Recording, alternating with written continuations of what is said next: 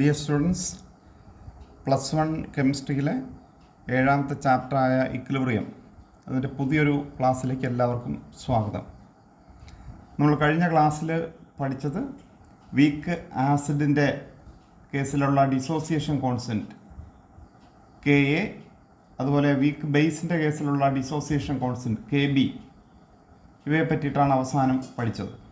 ഇന്ന് നമ്മൾ പഠിക്കുന്നത് ഈ പറയുന്ന ഒരു കോഞ്ചുഗേറ്റ് ആസിഡ് ബേസ് പെയർ നമ്മൾ എടുക്കുന്നു. ആ കോഞ്ചുഗേറ്റ് ആസിഡ് ബേസ് പെയറിനെ സംബന്ധിച്ചിടത്തോളം ഈ KAയും KBയും തമ്മിലുള്ള relation between KA and KB in the case of A conjugate acid base pair. നമ്മൾ ബ്രോൺസ്റ്റഡ് ലൗറി കൺസെപ്റ്റ് പഠിച്ചപ്പോൾ കോഞ്ചുഗേറ്റ് ആസിഡ് ബേസ് ഒക്കെ പഠിച്ചതാണ്. അപ്പോൾ നമ്മൾ ഒരു ബേസ് എടുക്കുന്നു, NH3 എന്ന് പറയുന്ന അമോണിയ, NH3 അമോണിയ എന്ന് പറയുന്ന ബേസ് എടുക്കുന്നു. അതിന് കറസ്പോണ്ടിങ് ആയിട്ടുള്ള അതിൻ്റെ കോഞ്ചുഗേറ്റ് ആസിഡ് എങ്ങനെയാണ് കിട്ടുക? അതിൻ്റെ കൂടെ ഒരു H+ കൂടെ ആഡ് ചെയ്യുന്നു. അപ്പോൾ NH4+, NH3യും NH4+ഉം. ആ കോഞ്ചുഗേറ്റ് ആസിഡ് ബേസ് പെയറിനെ സംബന്ധിച്ചിടത്തോളം KAയും KBയും തമ്മിലുള്ള റിലേഷനാണ് പഠിക്കാൻ പോകുന്നത്.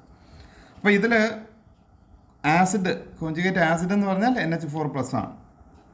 NH4+ ആസിഡ് ആയതുകൊണ്ട് തന്നെ നമുക്ക് ഇക്വേഷൻ ഇങ്ങനെ എഴുതാം: NH4+ വാട്ടർ മീഡിയത്തിലേക്ക് ചെല്ലുമ്പോൾ NH4+ ഇതിൽ നിന്ന് H+ കൊടുക്കും. അപ്പോൾ NH3 + H3O+ ഇങ്ങനെ മാറും അല്ലേ.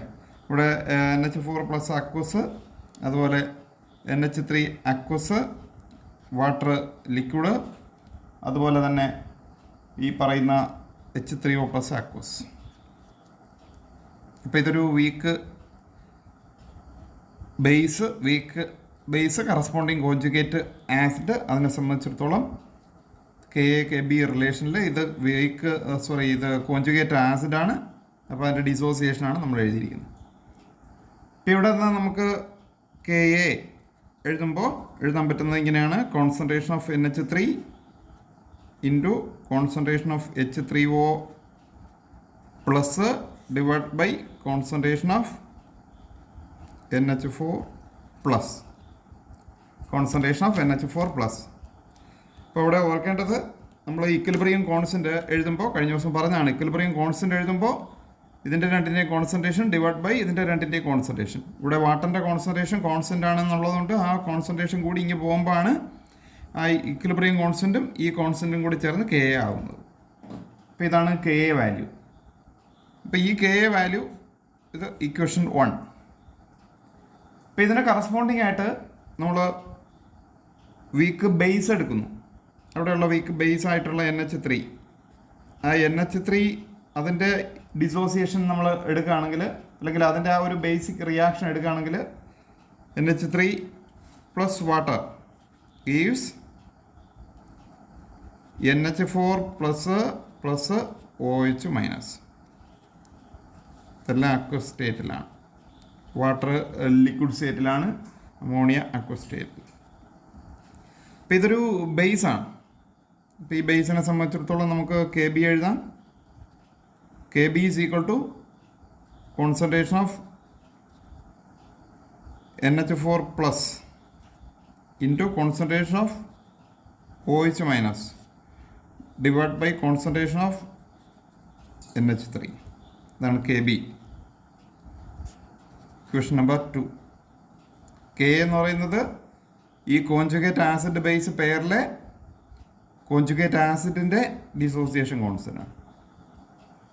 അതുപോലെ KB എന്ന് പറയുന്നത് വീക്ക് ബേസ് ആയിട്ടുള്ള NH3യുടെ ഡിസോസിയേഷൻ കോൺസ്റ്റൻ്റ്. ഇനി നമുക്ക് ഈ KA അതുപോലെ KB ഇത് തമ്മിലുള്ള പ്രോഡക്റ്റ് എടുത്ത് നോക്കാം. ഇതിൻ്റെ പ്രോഡക്റ്റ് എടുത്ത് നോക്കാം. KA × KB എടുക്കുമ്പോൾ KAയുടെ value concentration of NH3 equation number 1 concentration of NH3 into concentration of H3O+ divide by concentration of NH4+ into, ഇനി KBയുടെ value equation number 2 concentration of NH4+ into concentration of OH minus divide by concentration of NH3. നമ്മളിവിടെ നോക്കുമ്പോൾ തമ്മിൽ cut ചെയ്ത് പോകുന്നു, ഇതും cut ചെയ്ത് പോകുന്നു. ബാക്കി കിട്ടുന്ന എന്താണ്?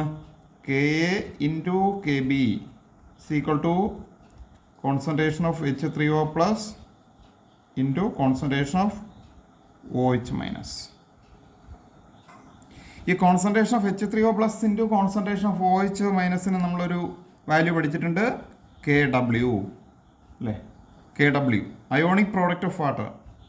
അപ്പോൾ Ka into Kb equal to KW. ഈ ഒരു റിലേഷൻ പ്രത്യേകിച്ച് ഓർക്കണം. ഈ ഒരു relation Ka into Kb equal to ഒരു കോഞ്ചുഗേറ്റ് ആസിഡ് ബേസ് പെയറിനെ സംബന്ധിച്ചിടത്തോളം Ka into Kb equal to KW. അപ്പോൾ ഇത് വളരെ പ്രധാനപ്പെട്ട ഒരു ഇക്വേഷനാണ്. ഇനി ഇവിടെ ഓർക്കേണ്ടത്, നമ്മൾ നേരത്തെ കണ്ട ഫസ്റ്റ് ഇക്വേഷനും സെക്കൻഡ് ഇക്വേഷനും, ഈ രണ്ട് ഇക്വേഷൻസ് നമ്മളൊന്ന് ആഡ് ചെയ്ത് കഴിഞ്ഞാൽ, ഈ രണ്ട് ഇക്വേഷൻ്റെയും കൂടി നെറ്റ് റിയാക്ഷൻ എഴുതി നോക്കിയാൽ നമുക്ക് ഈ രണ്ട് സൈഡും, അതായത് ഈ ഇക്വേഷൻ്റെയും ലെഫ്റ്റ് സൈഡുകൾ ആഡ് ചെയ്ത് എഴുതുന്നു, റൈറ്റ് സൈഡുകൾ ആഡ് ചെയ്ത് എഴുതുന്നു. നെറ്റ് റിയാക്ഷൻ നോക്കിയാൽ എന്തൊക്കെ കിട്ടുക? NH4 പ്ലസ് H2O അല്ലേ? NH4 plus H2O. ഇനി ഇതിൻ്റെ ആകുമ്പോൾ plus NH3 plus H2O plus NH3 plus H2O. ഇത് രണ്ടുമായി. ലെഫ്റ്റ് ഹാൻഡ് സൈഡായി, റിയാക്റ്റൻ്റ് സൈഡായി. ഇനി പ്രോഡക്റ്റ് സൈഡ് എന്താണ്? ഒന്നാമത്തേലുള്ളത് NH3 പ്ലസ് H3O പ്ലസ് ഇതിൽ വരുന്നത് NH4 പ്ലസ് OH മൈനസ്. ശരിയാണല്ലോ? രണ്ട് സൈഡിലുള്ള ഒരേപോലെയുള്ള ടേമുകൾ കട്ട് ചെയ്ത് പോയാൽ നമുക്ക് കിട്ടുന്ന നെറ്റ് റിയാക്ഷൻ എന്താണ്? 2H2O gives H3O plus OH minus. ഈ രണ്ട് റിയാക്ഷൻ്റെയും കൂടി നെറ്റ് റിയാക്ഷനാണിത്. ഈ നെറ്റ് റിയാക്ഷനിൽ നമ്മൾ നേരത്തെ പറഞ്ഞ പോലെ ഇക്വിലിബ്രിയം നോക്കുകയാണെങ്കിൽ നമുക്ക് ഇവിടെ നിന്ന് കിട്ടുന്നത് KW, ഇതിൻ്റെ KW വാല്യൂ അല്ലേ? ഇവിടെയുള്ള പ്രോഡക്റ്റുകൾ എടുക്കുമ്പോൾ KW വാല്യൂ എന്ന് പറയുന്നത് എന്താണ്? Concentration of H3O plus into concentration of OH minus. നമ്മൾ മുമ്പ് കണ്ടതാണ്. ഇക്വിലിബ്രിയം കോൺസ്റ്റൻറ്റ് K എഴുതുമ്പോൾ ഇങ്ങനെ എഴുതും, concentration of H3O plus into concentration of OH minus divide by concentration of H2O raise to 2. അവിടെയാണ് പറഞ്ഞത് H2O അതിൻ്റെ കോൺസെൻട്രേഷൻ കോൺസ്റ്റൻ്റ് ആകുമ്പോൾ, കഴിഞ്ഞ ക്ലാസ്സിൽ പറഞ്ഞാണ് ഇതൊരു കോൺസ്റ്റൻ്റ് ആണ്, ഇൻറ്റു ഈ കോൺസ്റ്റൻ്റ് എടുക്കുമ്പോൾ KW. അപ്പോൾ ഓർക്കേണ്ടുന്ന ഒരു കാര്യം, നമുക്ക് ഇതൊരു റിയാക്ഷൻ, അതിന് കറസ്പോണ്ടിങ് ആയിട്ടൊരു ഇക്വിലിബ്രിയം കോൺസ്റ്റൻ്റ് ഉണ്ട്. ഇത് വേറൊരു റിയാക്ഷൻ, അതിന് കറസ്പോണ്ടിങ് ആയിട്ടൊരു ഇക്വിലിബ്രിയം ഉണ്ട്. ഈ രണ്ട് റിയാക്ഷൻ്റെയും കൂടി നെറ്റ് റിയാക്ഷൻ ഉണ്ട്, അതിന് കറസ്പോണ്ടിങ് ആയിട്ട് ഒരു ഇക്വിലിബ്രിയം ഒരു വാല്യൂ ഉണ്ട്. പ്രത്യേകത, രണ്ട് റിയാക്ഷൻ്റെ കൂടി നെറ്റ് റിയാക്ഷനാണിത്, ഈ റിയാക്ഷൻ. അപ്പോൾ ഈ നെറ്റ് റിയാക്ഷൻ്റെ ഇക്വിലിബ്രിയം വാല്യൂ KW എന്ന് പറയുന്നത് മറ്റ് രണ്ട് റിയാക്ഷനുകളുടെ ആ ഡിസോസിയേഷൻ കോൺസ്റ്റൻറ്റുകളുടെ എന്താണ്? പ്രോഡക്റ്റാണ്. അതാണ് the equilibrium constant for a net reaction. Equilibrium constant for a net reaction is obtained by that net reaction. Equilibrium constant of a net reaction obtained by adding two or more reactions is equal to the product of the equilibrium constants of the individual reactions. ഏതൊക്കെ reactions add ചെയ്താണോ ഈ net reaction കിട്ടിയത്, ആ net റിയാക്ഷൻ്റെ കേസിലുള്ള equilibrium constant എന്ന് പറയുന്നത് ആ ഇൻഡിവിജ്വൽ റിയാക്ഷൻസ്, ഏതൊക്കെ റിയാക്ഷൻസ് ആഡ് ചെയ്താണോ നമുക്ക് ആ നെറ്റ് റിയാക്ഷൻ കിട്ടിയത്, ആ ഇൻഡിവിജ്വൽ റിയാക്ഷൻസിൻ്റെ ഇക്വിലിബ്രിയം കോൺസ്റ്റൻറ്റിൻ്റെ പ്രോഡക്റ്റ് ആണ് എന്നുള്ളതാണ്. അപ്പം അതിനെ ബേസ് ചെയ്തിട്ട് നമുക്ക് ഇങ്ങനെയും എഴുതാം, net reaction net equilibrium constant is equal to K1 into K2 into etcetera. എത്ര റിയാക്ഷൻസ് ഉണ്ടോ അത്ര. രണ്ട് റിയാക്ഷൻ ആണെങ്കിൽ അവിടെ K1 ഇൻറ്റു K2 അവസാനിക്കും. അതുപോലെയാണ് നമുക്കിവിടെ KW equal to K into KB എന്ന് കിട്ടിയത്. ഇപ്പോൾ കോഞ്ചുഗേറ്റ് ആസിഡ് ബേസ് പെയറിനെ ബേസ് ചെയ്തിട്ട് പറയുമ്പോൾ KW = KA × KB എന്നുള്ളതാണ്. ഇനി ഇതിൻ്റെ ഈ ഇക്വേഷൻ്റെ ഒരു ലോഗരിതമിക് ഫോം നമുക്കറിയാം. KA × KB = KW ആണ്. അപ്പോൾ നമ്മൾ രണ്ട് സൈഡിലും നെഗറ്റീവ് ലോഗരിതം എടുക്കുന്നു. അങ്ങനെയാണെങ്കിൽ negative log KA × KB = negative log KW.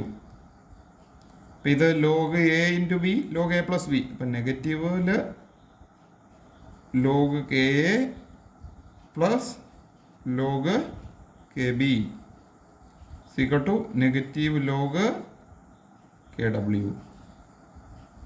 Negative അകത്ത് കൊടുത്താൽ minus log KA plus minus log KB = minus log KW. Minus log KA നമ്മൾ മുമ്പ് പഠിച്ചിട്ടുണ്ട്. Minus log H+ ion concentration = pH എന്ന് പറഞ്ഞതുപോലെ മൈനസ് ലോഗ് KA ആണെങ്കിൽ നമുക്ക് എഴുതാം pKa plus minus log KB pKb = pKW. pKa plus pKb = pKW.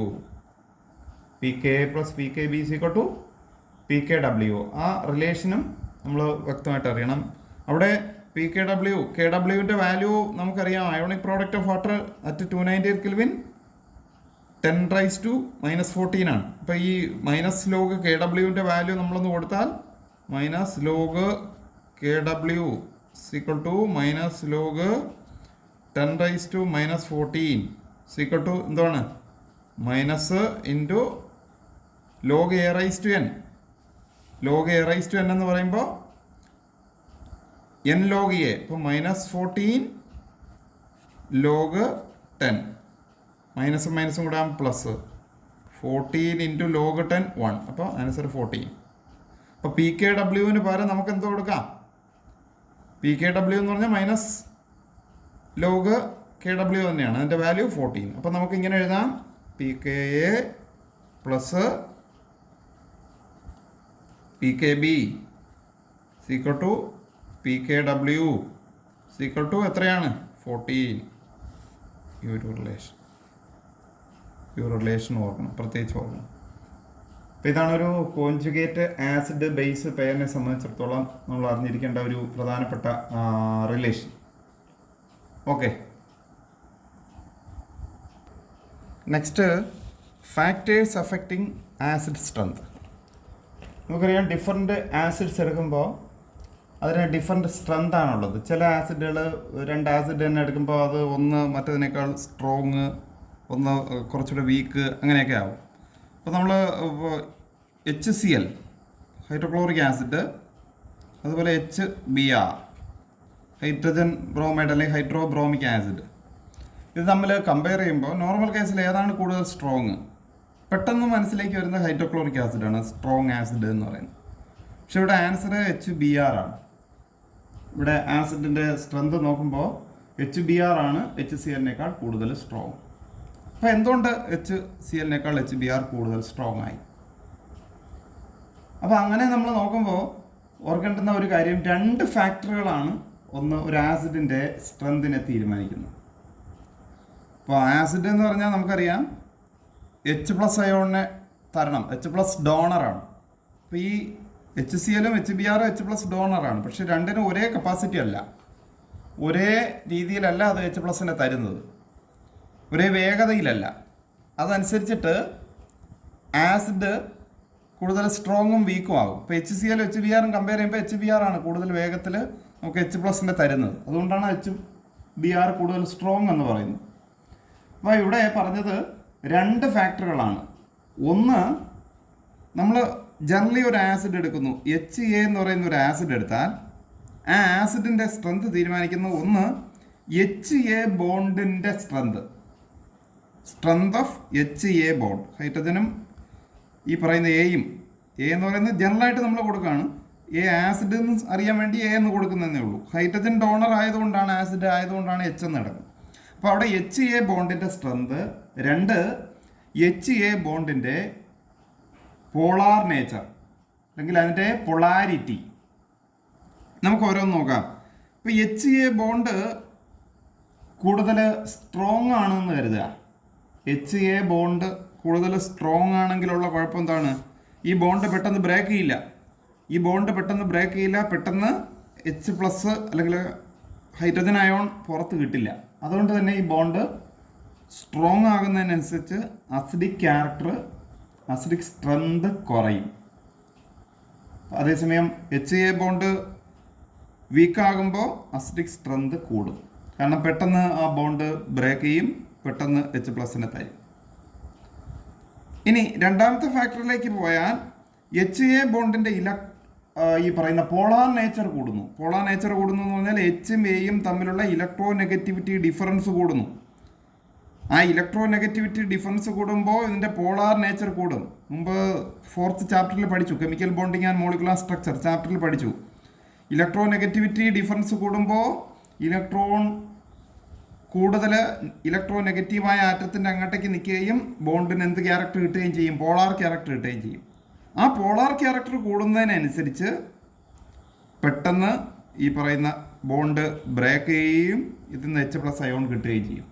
അപ്പോൾ as the polar character increases, acidic strength also increases.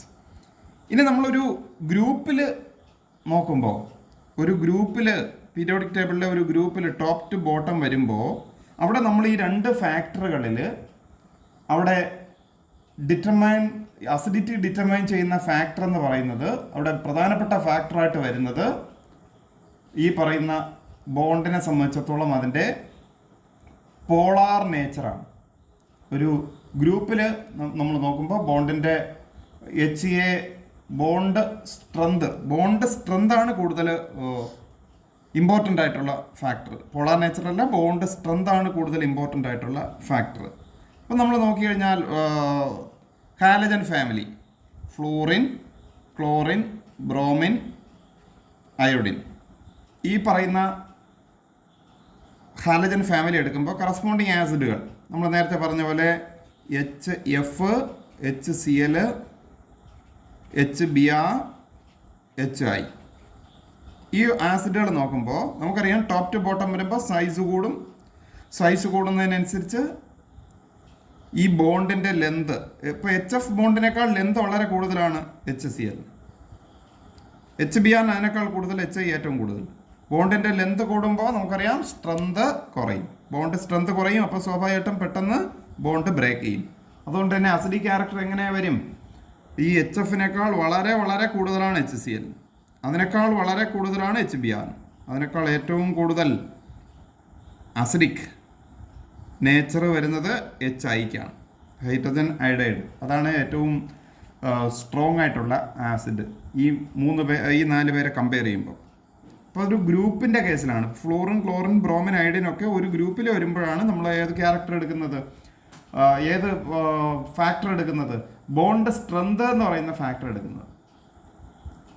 അതേസമയം നമ്മളൊരു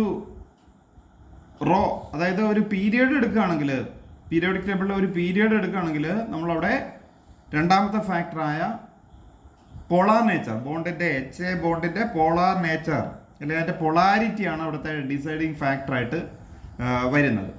ഇപ്പോൾ ഉദാഹരണമായിട്ട് നമ്മൾ കാർബൺ, നൈട്രജൻ, അത് കഴിഞ്ഞിട്ട് ഓക്സിജൻ, ഫ്ലൂറിൻ, ഈ 4 പേരെടുക്കുന്നു. സെക്കൻഡ് പീരിയഡിലുള്ള ഈ 4 പേര്, കാർബൺ, നൈട്രജൻ, ഓക്സിജൻ, ഫ്ലൂറിൻ, ഇതിന് കറസ്പോണ്ടിങ് ആയിട്ട് CH4, NH3, H2O, HF, ഈ 4 പേരെ പരിഗണിക്കുമ്പോൾ ഇവിടെ ലെഫ്റ്റ് ടു റൈറ്റ് മൂവ് ചെയ്യുമ്പോൾ നിങ്ങൾക്കറിയാം ഇലക്ട്രോ നെഗറ്റിവിറ്റി കൂടുമ്പോൾ ഇപ്പോൾ ഈ കേസിൽ കാർബൺ ഹൈഡ്രജൻ ബോണ്ടിൻ്റെ പോളാർ നേച്ചറിനേക്കാൾ കൂടുതൽ പോളാർ നേച്ചർ ഉണ്ടാവും ഏതിന്? നൈട്രജൻ ഹൈഡ്രജൻ ബോണ്ടിന്. അതിനേക്കാൾ പോളാർ നേച്ചർ ആയിരിക്കും ഓക്സിജൻ ഹൈഡ്രജൻ ബോണ്ടിന്. ഏറ്റവും പോളാർ നേച്ചർ കൂടുതലുള്ളത് HF ബോണ്ടിനും ആയിരിക്കും. അപ്പോൾ പോളാർ നേച്ചർ കൂടുമ്പോൾ ഈ ബോണ്ട് ബ്രേക്ക് ചെയ്ത് അവിടെ നിന്ന് എന്ത് കിട്ടാൻ, H+ പുറത്തേക്ക് കിട്ടാൻ സാധ്യത വളരെ കൂടുതലായിരിക്കും. അപ്പോൾ സ്വാഭാവികമായിട്ടും അസിഡിക് ക്യാരക്ടർ എങ്ങനെ വരും? CH4 അസിഡിക്കാണ് NH3, NH3 അസിഡിക്കാണ് വാട്ടറിനേക്കാൾ അസിഡിക്കാണ് ഏത്? HF. അപ്പോൾ ഇതിൽ ഏറ്റവും കൂടുതൽ അസിഡിക് നേച്ചർ ഉള്ളത് ഏതാണ്? HF ആണ്. അപ്പോൾ അസിഡിക് സ്ട്രെങ്തുമായി ബന്ധപ്പെട്ട് ഈ പ്രധാനപ്പെട്ട രണ്ട് കാര്യങ്ങളാണ്. ഒന്ന്, അസിഡിക് സ്ട്രെങ്ത് തീരുമാനിക്കുന്ന ഒന്ന് ആ ബോണ്ട് ആസിഡിലുള്ള ഇപ്പോൾ HA എന്ന് പറയുന്ന ആസിഡാണെങ്കിൽ HA ബോണ്ടിൻ്റെ സ്ട്രെങ്തിനെ, രണ്ടാമത്തെ ഫാക്ടർ HA ബോണ്ടിൻ്റെ പോളാർ നേച്ചറിനെ. ഇപ്പോൾ ഈ രണ്ട് ഫാക്ടറുകളാണ് ആസിഡ് സ്ട്രെങ്തിനെ തീരുമാനിക്കുന്നത്. Okay, next common ion effect. നമ്മളൊരു വീക്ക് ആസിഡ് എടുക്കുന്നു. For example acetic acid CH3COOH. Weak acid എടുത്ത് നമ്മൾ കറസ്പോണ്ടിങ് ആയിട്ട് അതിൻ്റെ അക്വസ് സൊല്യൂഷൻ എടുത്താൽ അവിടെ ഒരു ഇക്വിലിബ്രിയം ഉണ്ടാവും. അത് H+ അക്വസ് അല്ലെങ്കിൽ H3O+. അതുപോലെ അസറ്റേറ്റ് അയോൺ CH3CO- അക്വസ്. ഇങ്ങനെ രണ്ട് അയോണുകളായിട്ട് മാറും. അപ്പോൾ നമ്മൾ ജനറലി ഇതിനെ വേറെ രീതിക്ക് എഴുതാറുണ്ട്. HAC, അസറ്റിക് ആസിഡ് നമ്മളിങ്ങനെ ഒരു ഷോർട്ട് ഫോം എഴുതാറുണ്ട്. HAC aqueous gives H+ aqueous plus AC minus aqueous. ഇനി ഇവിടെ ഓർക്കേണ്ടത്, നമ്മളിങ്ങനെ ഈ ഇക്വിലിബ്രിയത്തിൽ രണ്ട് അയോൺസ് ആണുള്ളത്. ഒന്ന് H+ അയോണും രണ്ട് അസറ്റേറ്റ് അയോണും. നമ്മളൊരു ഫോറിൻ ഇലക്ട്രോലൈറ്റ് ഇവിടേക്ക് ആഡ് ചെയ്യുന്നു എന്ന് കരുതുക. ഇത് ഏതെങ്കിലും ഒരു അയോൺ കോമൺ ആയിട്ട് വരുന്ന ഒരു ഫോറിൻ ഇലക്ട്രോലൈറ്റ്. ഇപ്പോൾ ഉദാഹരണമായിട്ട് ഒരു സ്ട്രോങ് ഇലക്ട്രോലൈറ്റ് ആഡ് ചെയ്യുന്നു എന്ന് കരുതുക. ഇപ്പോൾ ഉദാഹരണമായിട്ട് CH3COONA, സോഡിയം അസറ്റേറ്റ് ആഡ് ചെയ്യുന്നു. ഇതിലേക്ക് സോഡിയം അസറ്റേറ്റ് എന്ന് പറയുന്ന സോൾട്ട് ആഡ് ചെയ്താൽ എന്താ സംഭവിക്കുക? ഈ സോൾട്ട് വന്ന് കംപ്ലീറ്റ് ഡിസോസിയേഷൻ നടക്കും. അസറ്റേറ്റ് അയോണും Na+ അയോണും തരും. ഈ അസറ്റേറ്റ് അയോൺ ഇവിടെ കോമൺ ആയിട്ടുള്ളതാണ്. ഇതിനും അസറ്റേറ്റ് അയോൺ കോമൺ ആണ്. അപ്പോൾ ഈ ഇക്വിലിബ്രിയത്തിലേക്ക് ഇത് ആഡ് ചെയ്യുമ്പോൾ ഈ കോമൺ ആയിട്ടുള്ള അസറ്റേറ്റ് അയോൺ എക്സ്ട്രാ വരികയാണ്. അതായത് പ്രോഡക്റ്റ് സൈഡ് കൂടുകയാണ്, കോൺസെൻട്രേഷൻ കൂടുകയാണ്. നമ്മൾ ലേ ഷാർട്ട്ലെ പ്രിൻസിപ്പിൾ പഠിച്ചിട്ടുണ്ട്. പ്രോഡക്റ്റിൻ്റെ കോൺസെൻട്രേഷൻ കൂടുമ്പോൾ സിസ്റ്റം ഏത് ഡയറക്ഷനിൽ പോവും? റിവേഴ്സ് ഡയറക്ഷനിൽ പോവും, അല്ലേ? ആ ഇക്വിലിബ്രിയം ഇങ്ങോട്ടേക്ക് ഷിഫ്റ്റ് ചെയ്യും, റിയാക്ടൻ്റ് സൈഡിലേക്ക് ഷിഫ്റ്റ് ചെയ്യും. ഇതുപോലെ തന്നെയാണ് ഇപ്പോൾ H+ ഉള്ള വേറെ ഏതെങ്കിലും ഒരു സ്ട്രോങ് ഇലക്ട്രോലൈറ്റ് ഇതിലേക്ക് ആഡ് ചെയ്താലും സംഭവിക്കുന്നത്. H+ ആയതുകൊണ്ട് ഇപ്പോൾ ഉദാഹരണമായിട്ട് ഇതിലേക്ക് HCl ആഡ് ചെയ്താൽ, ഇപ്പോൾ ഇതിലേക്ക് HCl ആഡ് ചെയ്ത് കഴിഞ്ഞാൽ അത് H+ഉം Cl- ആയിട്ട് മാറും. ഇപ്പോൾ ഇതിൽ ഉണ്ട് H+, ഇതിലും ഉണ്ട് H+. ആ കോമൺ ആയിട്ടുള്ള അയോൺ വരുമ്പോൾ സ്വാഭാവികമായിട്ടും ഇവിടെ പ്രോഡക്റ്റ് സൈഡ് കൂടുന്നു, കോൺസെൻട്രേഷൻ കൂടുമ്പോൾ നമുക്കറിയാം ലേ ഷാർട്ട്ലിയർ പ്രിൻസിപ്പിൾ കഴിഞ്ഞ ഒരു ക്ലാസ്സിൽ പഠിച്ചതാണ്. അവിടെ ലേ ഷാർട്ട്ലിയർ പ്രിൻസിപ്പിൾ അനുസരിച്ച് റിവേഴ്സ് റിയാക്ഷൻ, ബാക്ക്വേർഡ് റിയാക്ഷൻ നടക്കും, റിയാക്ടൻ്റ് സൈഡിലേക്ക് റിയാക്ഷൻ നടക്കും. ഇത്തരത്തിലുള്ള ഈ ഒരു ഷിഫ്റ്റ്, ഈ കോമൺ അയോൺ കാരണം ഉണ്ടാകുന്ന ഈ ഒരു ഷിഫ്റ്റിനെ വിളിക്കുന്ന പേരാണെന്ത്?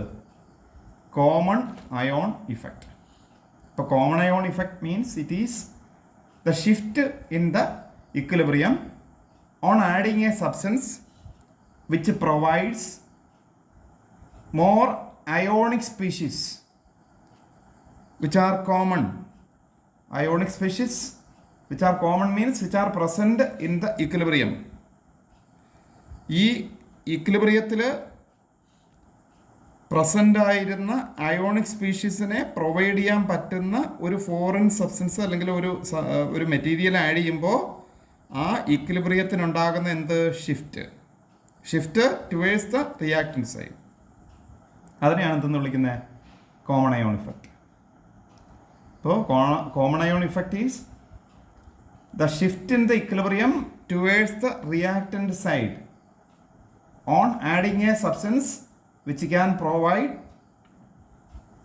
provide more ionic species which are already present in the ionic equilibrium. അതിനെയാണ് കോമൺ അയോൺ ഇഫക്റ്റ് എന്ന് വിളിക്കുന്നത്.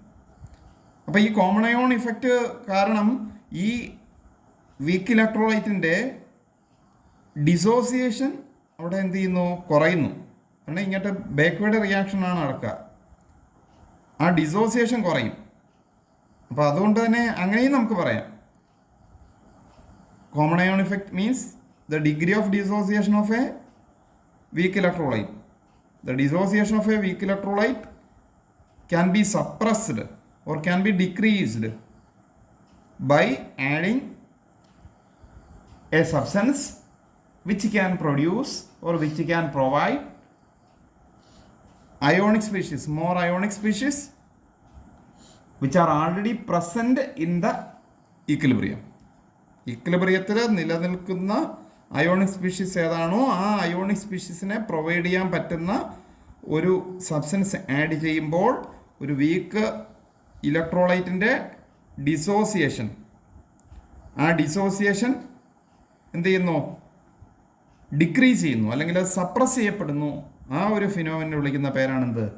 കോമൺ അയോൺ ഇഫക്റ്റ് എന്ന് പറയുന്നത്. Common ion effect. അപ്പം ഇത് പ്രധാനപ്പെട്ട ഒരു കാര്യമാണ്. Okay, next hydrolysis of salts. സോൾട്സിൻ്റെ ഹൈഡ്രോളിസിനെ പറ്റിയിട്ടാണ് പറയുന്നത്. നമുക്കറിയാം സോൾട്ട് ഒരു ആസിഡും ഒരു ബേസും ചേരുമ്പോഴാണ് എന്തൊക്കെ കിട്ടുന്നത്? Salt plus water, neutralisation reaction നമ്മൾ കണ്ടിട്ടുണ്ട്. ഒരു ആസിഡും ബേസും കൂടി ചേരുമ്പോൾ സോൾട്ടും വാട്ടറും കിട്ടുന്നു. അപ്പോൾ നമ്മളൊരു സോൾട്ടിലേക്ക് വാട്ടർ ആഡ് ചെയ്ത് കഴിഞ്ഞാൽ എന്താണ് സംഭവിക്കുന്നത്? നോർമൽ കേസിൽ സോൾട്ട് എന്ന് പറയുന്നത് സ്ട്രോങ് ഇലക്ട്രോലൈറ്റ് ആണ്.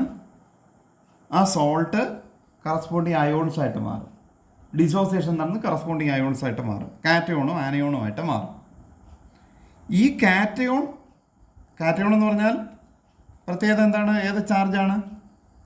കാറ്റയോൺ എന്ന് പറഞ്ഞാൽ പോസിറ്റീവ് ചാർജ് ഉള്ളത്, ആനയോൺ എന്ന് പറഞ്ഞാൽ നെഗറ്റീവ് ചാർജ് ഉള്ളത്. ഈ കാറ്റയോൺ ആനയോൺ സോൾട്ടിലേക്ക് വാട്ടർ ആഡ് ചെയ്യുമ്പോൾ സംഭവിക്കുന്നത് സോൾട്ട് കാറ്റയോണും ആനയോണുമായിട്ട് മാറും. ഈ കാറ്റയോൺ പോസിറ്റീവ് ചാർജ് ഉള്ളതുകൊണ്ട് തന്നെ വാട്ടറിലുള്ള ആരുമായിട്ട് ചേരും? OH- അയോണുമായിട്ട് ഇൻട്രാക്ട് ചെയ്യും. അതുപോലെ ആനയോൺ നെഗറ്റീവ് ചാർജ് ഉള്ളതുകൊണ്ട് വാട്ടറിലുള്ള ആരുമായിട്ട് ഇൻട്രാക്ട് ചെയ്യും? H+ അയോണുമായിട്ട് ഇൻട്രാക്ട് ചെയ്യും. ഇൻട്രാക്ട് ചെയ്ത് തിരിച്ച് കറസ്പോണ്ടിങ് ആസിഡും ബേസുമായിട്ട് മാറാനുള്ളൊരു സാധ്യതയുണ്ട്. അല്ലെങ്കിൽ രണ്ടാമത്തെ ഒരു സാധ്യത എന്ന് പറയുന്നത് ഈ കാറ്റയോണിന് ചുറ്റിലും വാട്ടർ ചെന്ന് തങ്ങി നിൽക്കും. ആനയോണിന് ചുറ്റിലും വാട്ടർ ഇങ്ങനെ സറൗണ്ട് ചെയ്ത് നിൽക്കും. അതായത് അവ ഏത് സ്റ്റേറ്റിലേക്ക് പോകും? ഹൈഡ്രേറ്റഡ് സ്റ്റേറ്റിലേക്ക് പോകും. ഹൈഡ്രേറ്റഡ് സ്റ്റേറ്റ്, ഹൈഡ്രേഷൻ നടക്കും. അപ്പം ഇങ്ങനെ രണ്ട് സാധ്യതകളാണുള്ളത്. ഒന്നുകിൽ ഹൈഡ്രേഷൻ നടക്കാം, അയോണുകളായിട്ട് തന്നെ അത് നിലനിൽക്കും. ഹൈഡ്രേറ്റഡ് ഫോമിൽ അയോണുകളായിട്ട് നിലനിൽക്കും. ഇല്ലെങ്കിൽ ഈ പറയുന്ന കാറ്റയോണും ആനയോണും വാട്ടറുമായിട്ട് ഇൻട്രാക്ട് ചെയ്ത് കറസ്പോണ്ടിങ് ആസിഡും ബേസുമായിട്ട് മാറും. അപ്പം ഇത്തരത്തിൽ ഈ വാട്ടറുമായിട്ട് ഇൻട്രാക്ട് ചെയ്ത് കാറ്റയോൺസും ആനയോൺസും വാട്ടറുമായിട്ട് ഇൻട്രാക്ട് ചെയ്ത് കറസ്പോണ്ടിങ് ആസിഡ് അതുപോലെ ബേസ് ആയിട്ട് മാറുന്ന ആ ഒരു പ്രോസസ്സിന് വിളിക്കുന്ന പേരാണ് എന്ത്? Salt hydrolysis. അപ്പോൾ salt hydrolysis means it is the process of interaction between cation, process of interaction between cations and anions. Cations and anions with water to form corresponding acid and base. This process of interaction between cation and anion with water is known as salt hydrolysis. നമുക്ക് salt കിട്ടുന്നത് എങ്ങനെയാണ്? ആസിഡും ബേസും ചേർന്നിട്ടാണ് salt കിട്ടുന്നത്. അപ്പോൾ അങ്ങനെയാണെങ്കിൽ നമുക്ക് 4 തരത്തിലുള്ള സോൾട്ടുകൾ കിട്ടാനുള്ള സാധ്യതയുണ്ട്. ഏതൊക്കെയാണ്? ഒന്നൊരു സ്ട്രോങ് ആസിഡും ഒരു സ്ട്രോങ് ബേസും ചേർന്നുള്ള സോൾട്ട്. 2 ഒരു സ്ട്രോങ് ആസിഡും ഒരു വീക്ക് ബേസും ചേർന്നുള്ള സോൾട്ട്. 3 ഒരു വീക്ക് ആസിഡും ഒരു സ്ട്രോങ് ബേസും ചേർന്നുള്ള സോൾട്ട്. 4 ഒരു വീക്ക് ആസിഡും ഒരു വീക്ക് ബേസും ചേർന്നുള്ള സോൾട്ട്. ഇങ്ങനെ 4 തരത്തിലുള്ള സോൾട്ടുകൾ നമുക്ക് ഉണ്ട്. ഇപ്പോൾ ഈ കേസിൽ എക്സാമ്പിൾ എടുത്താൽ, ഈ കേസിൽ എക്സാമ്പിൾ സോഡിയം ക്ലോറൈഡ് ആണ്. സോഡിയം ക്ലോറൈഡ് ഇതാരൊക്കെ ചേർന്നിട്ടാണ് സോഡിയം ക്ലോറൈഡ് കിട്ടുന്നത്? സോഡിയം ഹൈഡ്രോക്സൈഡ് എന്ന് പറയുന്ന ബേസും ഹൈഡ്രോക്ലോറിക് ആസിഡ് എന്ന് പറയുന്ന ആസിഡും. സോഡിയം ഹൈഡ്രോക്സൈഡ് എന്ന ബേസ്, NaOH എന്ന ബേസ്, ഹൈഡ്രോക്ലോറിക് ആസിഡ് എന്ന് പറയുന്ന ആസിഡ്, രണ്ടും സ്ട്രോങ് ആണ്. സ്ട്രോങ് ആസിഡാണ്, സ്ട്രോങ് ബേസാണ്. റിയാക്ട് ചെയ്യുമ്പോൾ എന്തൊക്കെ കിട്ടും? NaCl പ്ലസ് വാട്ടർ അല്ലേ? NaCl plus water. അപ്പോൾ ഈ NaCl എന്ന് പറയുന്ന ഒരു സ്ട്രോങ് ആസിഡും ഒരു സ്ട്രോങ് ബേസും ചേർന്ന സോൾട്ടാണ്, ചേർന്നുണ്ടാകുന്ന ഒരു സോൾട്ടാണ്. അപ്പോൾ ഈ NaCl എന്ന് പറയുന്ന സോൾട്ട്, അതിൻ്റെ ഒരു പ്രത്യേകത, ഇത് വാട്ടറിലേക്ക് ആഡ് ചെയ്യുമ്പോൾ സംഭവിക്കുന്ന എന്താണ്? NaCl വാട്ടറുമായിട്ട് ചേരുമ്പോൾ ഇത് Na പ്ലസും Cl മൈനസുമായിട്ട് മാറും. പക്ഷെ ഓർക്കേണ്ടുന്ന ഒരു കാര്യം, ഈ Na പ്ലസും Cl മൈനസുമായിട്ട് മാറുമ്പോൾ അവിടെ ആ ഉണ്ടാകുന്ന കാറ്റയോൺ ആയ Na പ്ലസ് വാട്ടറുമായിട്ട് ഇൻട്രാക്ട് ചെയ്ത് എന്തേ നടക്കുള്ളൂ? അവിടെ ഹൈഡ്രേറ്റഡ് ഫോമായിട്ട് മാറും. ഓർക്കേണ്ടുന്ന കാര്യം, നമ്മൾ ഈ സ്ട്രോങ് ബേസസിൽ നിന്ന് കിട്ടുന്ന കാറ്റയോൺസ്, ഉദാഹരണം പറഞ്ഞാൽ Na പ്ലസ് അല്ലെങ്കിൽ K പ്ലസ്, അതുപോലെ Ca2 പ്ലസ്, അതുപോലെ Ba2 പ്ലസ്, ഇതൊക്കെ സ്ട്രോങ് ബേസിൽ നിന്ന് കിട്ടുന്ന കാറ്റയോൺസ് ആണ്. ഇവയ്ക്ക് എപ്പോഴും ഹൈഡ്രേഷൻ മാത്രമേ നടക്കുള്ളൂ, ഹൈഡ്രേറ്റഡ് ഫോമായിട്ട് മാറുകയുള്ളൂ. അവിടെ എന്ത് നടക്കുന്നില്ല? ഹൈഡ്രോളിസിസ് നടക്കുന്നില്ല. അപ്പോൾ അതുകൊണ്ട് ഇത് എന്ത് ചെയ്യും? Na പ്ലസ് അക്വസ്, അത് ആ ഹൈഡ്രേറ്റഡ് ഫോമായിട്ട് നിലനിൽക്കുകയുള്ളൂ. അതുപോലെ സ്ട്രോങ് ആസിഡുകളിൽ നിന്ന് കിട്ടുന്ന ആനയോൺ, ഇപ്പോൾ ഉദാഹരണമായിട്ട് ഇവിടെ ക്ലോറൈഡ് അയോൺ, അതിനും എന്തേ നടക്കുള്ളൂ? ഹൈഡ്രേഷനേ നടക്കുള്ളൂ. അപ്പോൾ Cl minus aqueous, Cl minus പോലെ തന്നെയാണ് സ്ട്രോങ് ആസിഡുകളിൽ നിന്ന് കിട്ടുന്ന ആനയോൺസ്. Cl മൈനസ് പോലെ തന്നെ ഉള്ള അടുത്തത് വരുന്നത് Cl മൈനസ്, അതുപോലെ Br മൈനസ്, NO3 മൈനസ് ഒക്കെ എന്തേ നടക്കുള്ളൂ? ഹൈഡ്രേഷനേ നടക്കുള്ളൂ. ആ ഹൈഡ്രേറ്റ് ഫോമായിട്ട് അത് നിലനിൽക്കും. അതുകൊണ്ട് തന്നെ ആ മീഡിയം, അവിടെ വാട്ടർ നമുക്കറിയാം ന്യൂട്രലാണ്. അവിടെ എത്ര H പ്ലസും OH മൈനസും ഉണ്ടോ അത്രയും H പ്ലസും OH മൈനസും തുല്യ അളവിൽ ഈ സൊല്യൂഷനിലും ഉണ്ടാവും, ഈ സോൾട്ടയുടെ സൊല്യൂഷനിലും ഉണ്ടാവും. അതുകൊണ്ട് തന്നെ ആ മീഡിയം എന്തായിരിക്കും? ന്യൂട്രൽ ആയിരിക്കും. ഇത് തന്നെയാണ് എല്ലാ സ്ട്രോങ് ആസിഡിൽ നിന്നും സ്ട്രോങ് ബേസിൽ നിന്നും കിട്ടുന്ന സോൾട്ടുകളുടെ കാര്യം. അപ്പോൾ ഒന്നാമത്തെ കാര്യം അതാണ്. അതായത് salts, the aqueous solution of salts formed from strong acids and strong bases are always neutral. അവിടെ അത് ന്യൂട്രൽ ആയിരിക്കും. ഈ കേസിൽ എല്ലാം തന്നെ എന്തായിരിക്കും? ന്യൂട്രൽ ആയിരിക്കും. അപ്പം അത് പ്രത്യേകിച്ച് ഓർക്കണം. ഇനി രണ്ടാമത്തെ case, strong acid weak base. ഇപ്പോൾ സ്ട്രോങ് ആസിഡ് വീക്ക് ബേസിന് example ammonium chloride, NH4Cl. NH4Cl ആകുമ്പോൾ ഇപ്പോൾ വാട്ടറിലേക്ക് ആഡ് ചെയ്താൽ അവിടെ നടക്കുന്നത് NH4Cl പ്ലസ് വാട്ടർ വരുമ്പോൾ ഉള്ള പ്രത്യേകത, ഇത് NH4 പ്ലസും Cl മൈനസും ആയിട്ട് മാറും. ഈ NH4 plus plus Cl minus, ഇവിടെ വാട്ടറിലുള്ളത് H plus plus OH minus. ഈ NH4 പ്ലസ് ആരുമായിട്ട് ചേരും? കാറ്റയോൺ ആണ്. അപ്പോൾ OH മൈനസ് അയോണുമായിട്ട് ചേരും. അപ്പോൾ അതെന്തായിട്ട് മാറും? NH4OH ആയിട്ട് മാറും. പ്ലസ് ഈ Cl മൈനസ് ആനയോൺ ആരുമായിട്ട് ചേരും? ആനയോൺ നമ്മൾ നേരത്തെ പറഞ്ഞതാണ്, H പ്ലസുമായിട്ട് ചേരും.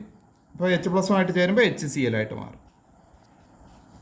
NH4Cl, യഥാർത്ഥത്തിൽ NH4Cl എന്ന് പറയുന്നത് അമോണിയം ഹൈഡ്രോക്സൈഡ് എന്ന വീക്ക് ബേസിൻ്റെയും HCl എന്ന് പറയുന്ന സ്ട്രോങ് ആസിഡിൻ്റെയും, അതാണ് സ്ട്രോങ് ആസിഡിൻ്റെയും വീക്ക് ബേസിൻ്റെയും സോൾട്ട് എന്ന് പറഞ്ഞത്, സോൾട്ടാണ്.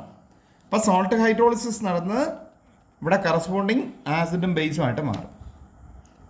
ഈ ഉണ്ടാകുന്ന ആസിഡും ബേസും നോക്കുമ്പോൾ ബേസ് വീക്ക് ബേസാണ്. അപ്പോൾ അതിൻ്റെ ഒരു 5% മറ്റോ ഒക്കെ ഈ പറയുന്ന എന്ത് നടക്കുള്ളൂ? അയണൈസേഷൻ നടക്കുള്ളൂ. അതേസമയം ആസിഡോ ആസിഡ് സ്ട്രോങ് ആണ്. ആസിഡ് സ്ട്രോങ് ആയതുകൊണ്ട് തന്നെ അത് ആൾമോസ്റ്റ് കംപ്ലീറ്റ് അയണൈസേഷൻ നടക്കും. അതുകൊണ്ട് തന്നെ ഇവിടെ നിന്ന് ഒരുപാട് H+ കിട്ടും. അതേസമയം OH- എങ്ങനെയായിരിക്കും? വളരെ വളരെ കുറവായിരിക്കും. അതായത് ഈ മീഡിയം നമ്മൾ എടുക്കുമ്പോൾ, ഈ റിസൾട്ടിങ് സൊല്യൂഷൻ നമ്മൾ എടുക്കുമ്പോൾ നെറ്റ് ഇവിടെ ആര് കൂടുതലായിരിക്കും? H+ അയോൺ ഹൈ ആയിരിക്കും. ഈ മീഡിയം H+ അയോൺ ഹൈ ആണെങ്കിൽ ഇത് എന്തായിരിക്കും? മീഡിയം ആസിഡിക് ആയിരിക്കും. മീഡിയം ആസിഡിക് ആയിരിക്കും. അതായത് ഈ സൊല്യൂഷൻ, അതായത് salt of A strong acid, aqueous solution of salt of a strong acid and a weak base, it is acidic in nature. Acidic.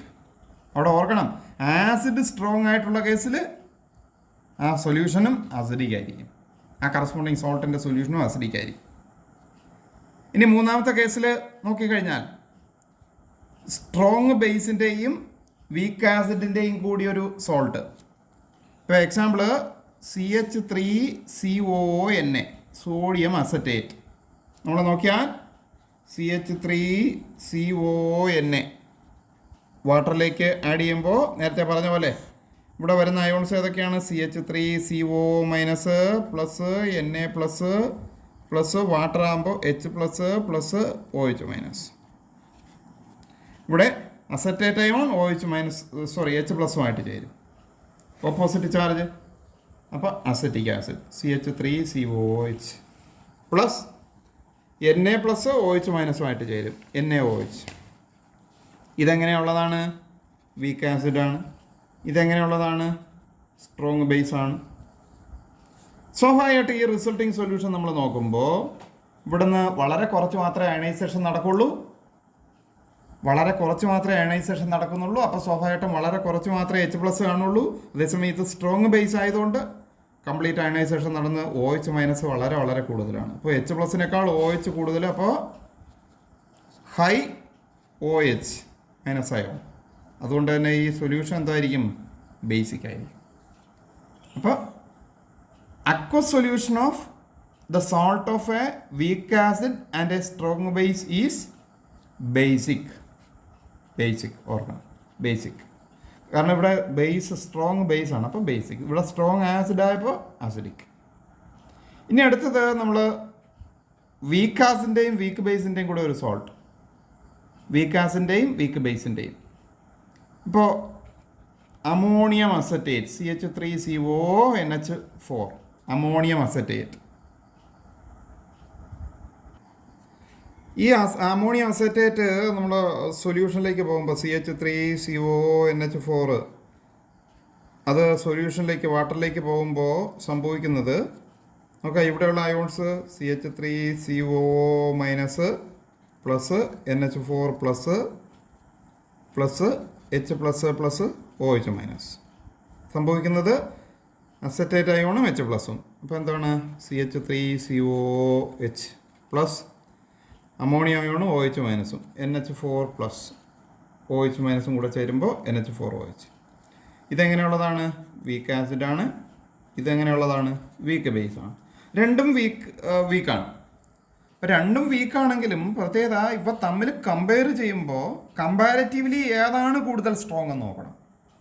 ഇപ്പോൾ comparatively ഈ കേസിൽ നോക്കുമ്പോൾ അസറ്റിക് ആസിഡിനേക്കാൾ കുറച്ചുകൂടി സ്ട്രോങ് ആണ്, ഒരല്പം ലേശം. ഇപ്പോൾ ഇതൊരു 5% ആണെങ്കിൽ ഇത് ചിലപ്പോൾ ഒരു 6% ആയിരിക്കും. രണ്ടും വീക്കാണ്, ആൾറെഡി വീക്കാണ്, രണ്ടും വീക്കാണ്. എങ്കിലും ഇതിനേക്കാൾ കമ്പാരിറ്റീവ്ലി ഇത് ആണ് അമോണിയം ഹൈഡ്രോക്സൈഡാണ് കൂടുതൽ സ്ട്രോങ്. അപ്പോൾ സ്വാഭാവികമായിട്ടും അമോണിയം ഹൈഡ്രോക്സൈഡ് കൂടുതൽ സ്ട്രോങ് ആകുമ്പോൾ ഈ റിസൾട്ടിങ് സൊല്യൂഷനിൽ ആരായിരിക്കും കൂടുതൽ വരുന്നത്? ഇതിൽ നിന്ന് വരുന്ന OH- അയോണാണ് ഇതിൽ നിന്ന് വരുന്ന H+നേക്കാൾ കൂടുതൽ. അപ്പോൾ H+നേക്കാൾ OH- കൂടിക്കഴിഞ്ഞാൽ എന്താവും? റിസൾട്ടിങ് സൊല്യൂഷൻ എന്താവും? ബേസിക് ആവും. ഈ കേസിൽ ബേസിക് ആവും. അപ്പോൾ ഈ സ്പെഷ്യൽ കേസിൽ ബേസിക്കാണ്. അതേസമയം മറ്റൊരു കേസ് നമ്മൾ വരുന്നു എന്ന് കരുതുക, വീക്ക് ആസിഡും വീക്ക് ബേസും വരുമ്പോൾ അവിടെ വീക്ക് ബേസിനേക്കാൾ കൂടുതൽ സ്ട്രോങ് ആണ്, കുറച്ചുകൂടി ഡിസോസിയേഷൻ നടക്കും വീക്ക് ആസിഡിനെങ്കിൽ ആ റിസൾട്ടിങ് സൊല്യൂഷൻ എന്താവും? അസിഡിക് ആവും. അപ്പോൾ അതുകൊണ്ട് തന്നെ നമുക്ക് വീക്ക് ആസിൻ്റെയും വീക്ക് ബേസിൻ്റെയും കൂടി സോൾട്ടിൻ്റെ കേസിൽ അസിഡിക് എന്നോ ബേസിക് എന്നോ നമുക്ക് ഫുള്ളായിട്ട് പറയാൻ പറ്റില്ല. അത് എന്തിനെ ഡിപ്പെൻഡ് ചെയ്യും? കിട്ടുന്ന ആ സോൾട്ട് ഹൈഡ്രോളിസിസ് നടന്ന് കിട്ടുന്ന റിസൾട്ടിങ് ആയിട്ടുള്ള വീക്ക് ആസിഡിനെയും വീക്ക് ബേസിനെയും ഡിപ്പെൻഡ് ചെയ്യും. ആ വീക്ക് ആസിഡിലും വീക്ക് ബേസിലും വെച്ച് ഏതാണോ കൂടുതൽ കമ്പാരിറ്റീവ്ലി സ്ട്രോങ് അതനുസരിച്ചിട്ട് അത് അസിഡിക് ആകാം, ബേസിക് ആകാം. അപ്പോൾ ഈ കേസിലേക്ക് വന്നാൽ ഇവിടെ നേരത്തെ പറഞ്ഞ പോലെ റിസൾട്ടിങ് സൊല്യൂഷൻ ബേസിക് ആണ്. എന്തുകൊണ്ടാണ് ബേസിക്? കമ്പാരിറ്റീവ്ലി ഈ വീക്ക് ബേസ് ആണ് വീക്ക് ആസിഡിനേക്കാൾ കൂടുതൽ സ്ട്രോങ്. അപ്പോൾ അത് കൊണ്ട് തന്നെ OH മൈനസ് അയോൺ കൂടുതലാണ്, അതുകൊണ്ട് തന്നെ ബേസിക് ആണ്. അപ്പോൾ ഇവിടെ വളരെ പ്രധാനപ്പെട്ട ഒരു റിലേഷൻ ഉണ്ട്. ഈ ഒരു റിലേഷൻ ആ റിസൾട്ടിങ് സൊല്യൂഷൻ്റെ pH, റിസൾട്ടിങ് സൊല്യൂഷൻ അസിഡിക് ആണെങ്കിൽ pH 7 കുറവും, റിസൾട്ടിങ് സൊല്യൂഷൻ ബേസിക് ആണെങ്കിൽ pH 7 കൂടുതലുമായിരിക്കും. ഇപ്പോൾ ഇവിടെ pH കാണാനൊരു റിലേഷൻ ഉണ്ട്. 7 + ½ ഇൻറ്റു pKa മൈനസ് pKb ഇപ്പോൾ ഇവിടെ അസറ്റിക് ആസിഡിൻ്റെ കേസിലാണെങ്കിൽ ആ pKaയുടെ വാല്യൂ 4.76 ആണ്.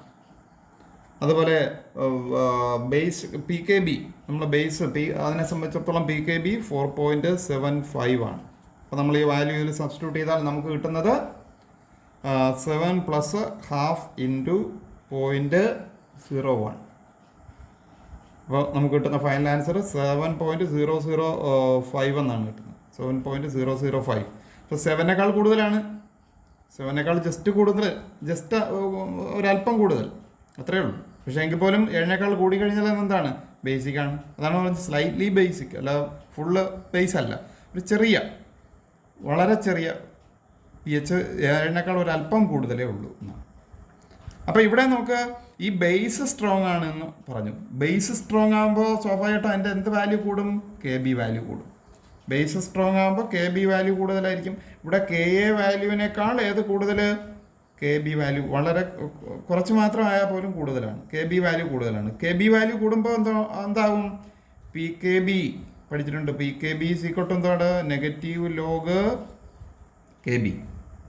KB വാല്യൂ കൂടുമ്പോൾ PKB വാല്യൂ എന്ത് ചെയ്യും? കുറയും. അപ്പോൾ PKB വാല്യൂ കുറവാണ്. നമ്മുടെ PKA വാല്യൂവിനേക്കാൾ ഇപ്പം ഇങ്ങനെ വരുമ്പോൾ PKA വാല്യൂ ആണ് കൂടുതൽ PKB വാല്യൂവിനേക്കാൾ. നോക്കാം, അതാണ് PKA വാല്യൂ. നോക്ക്, 4.76 ആണ് അസറ്റിക് ആസിഡ്. എന്തുകൊണ്ട് PKA വാല്യൂ കൂടുതൽ? KA വാല്യൂ കുറവ്. KA വാല്യൂ കുറയുമ്പോൾ PKA എന്ന് പറയുന്നത് എന്താണ്? നെഗറ്റീവ് ലോഗ് KA എന്നാണ്. KA വാല്യൂ കുറയുമ്പോൾ ലോഗ് KA കുറയും. ലോഗ് KA കുറയുമ്പോൾ നെഗറ്റീവ് ലോഗ് KAയുടെ വാല്യൂ കൂടും, നെഗറ്റീവ് വാല്യൂ കൂടും. അപ്പോൾ PKA വാല്യൂ കൂടും. അതാണ് നമുക്കിവിടെ കിട്ടിയത്. അപ്പോൾ ഈ കിട്ടുന്ന റിസൾട്ടിങ് സൊല്യൂഷനിലെ ബേസിൻ്റെ അതുപോലെ ആസിഡിൻ്റെ KA വാല്യൂവിനെ ബേസ് ചെയ്തിട്ട് അല്ലെങ്കിൽ KB വാല്യൂവിനെ ബേസ് ചെയ്തിട്ട് ആസിഡിൻ്റെ KA വാല്യൂവും ബേസിൻ്റെ KB വാല്യൂവും കമ്പയർ ചെയ്താൽ ഏതിനാണോ KB വാല്യൂ കൂടുതലുള്ളത്, അല്ലേ, KB വാല്യൂ ആണോ കൂടുതൽ, KA വാല്യൂ ആണോ കൂടുതലെന്ന് കമ്പയർ ചെയ്യുന്നു. അവിടെ KB വാല്യൂ ആണ് കൂടുതലെങ്കിൽ റിസൾട്ടിങ് സൊല്യൂഷൻ എന്ന് പറയുന്നത് ബേസിക് ആയിരിക്കും. അതേസമയം KA വാല്യൂ ആണ് കൂടുതലെങ്കിൽ റിസൾട്ടിങ് സൊല്യൂഷൻ അസിഡിക് ആയിരിക്കും. അതാണ് ഒരു വീക്ക് ആസിഡ് വീക്ക് ബേസിൻ്റെ കേസിൽ പറയാനുള്ളത്. അപ്പോൾ ഇവിടെ നമ്മൾ ആ സോൾട്ട് ഹൈഡ്രോളിസ് നടക്കുമ്പോൾ സ്ട്രോങ് ആസിഡ് സ്ട്രോങ് ബേസിൻ്റെ സോൾട്ട് ആണെങ്കിൽ റിസൾട്ടിങ് സൊല്യൂഷൻ ന്യൂട്രൽ ആയിരിക്കും. സ്ട്രോങ് ആസിഡ് വീക്ക് ബേസിൻ്റെ ആണെങ്കിൽ റിസൾട്ടിങ് സൊല്യൂഷൻ അസിഡിക് ആയിരിക്കും. വീക്ക് ആസിഡ് സ്ട്രോങ് ബേസിൻ്റെ സോൾട്ട് ആണെങ്കിൽ റിസൾട്ടിങ് സൊല്യൂഷൻ ബേസിക് ആയിരിക്കും. അതുപോലെ വീക്ക് ആസിഡ് വീക്ക് ബേസിൻ്റെ സൊല്യൂഷൻ ആണെങ്കിൽ resulting solution acidic or basic, acidic ആകാം, ബേസിക് ആകാം. അത് കിട്ടുന്ന ബേസിൻ്റെയും ആ വീക്ക് ബേസും അതുപോലെ വീക്ക് ആസിഡിൻ്റെയും എന്തിനെ ഡിപ്പെൻഡ് ചെയ്യും? KB വാല്യൂ, ആസിഡിൻ്റെ KA വാല്യൂവും ബേസിൻ്റെ KB വാല്യൂവിനെയും ഡിപ്പെൻഡ് ചെയ്യും. KB വാല്യൂ ആണ് കൂടുതലെങ്കിൽ റിസൾട്ടിങ് സൊല്യൂഷൻ, KAയേക്കാൾ KB കൂടുതലാണെങ്കിൽ റിസൾട്ടിങ് സൊല്യൂഷൻ ബേസിക് ആയിരിക്കും. ഇനി KA വാല്യൂ ആണ് കൂടുതൽ KB വാല്യൂവിനേക്കാളെങ്കിൽ റിസൾട്ടിങ് സൊല്യൂഷൻ അസിഡിക് ആയിരിക്കും. അതിന് കറസ്പോണ്ടിങ് ആയിട്ടുള്ള ഈ ഇക്വേഷൻ ഏതാണ്? pH കാൽക്കുലേറ്റ് ചെയ്യാൻ pH = 7 + ½ into PKA minus PKB. Okay, ഇത് വെച്ചിട്ടുള്ള പ്രോബ്ലങ്ങളും ഒക്കെ ചോദിക്കാവുന്നതാണ്. ഓക്കെ, ബാക്കി ഉള്ള കാര്യങ്ങൾ നമ്മൾ അടുത്ത ക്ലാസ്സിൽ പഠിക്കും. ഓക്കെ.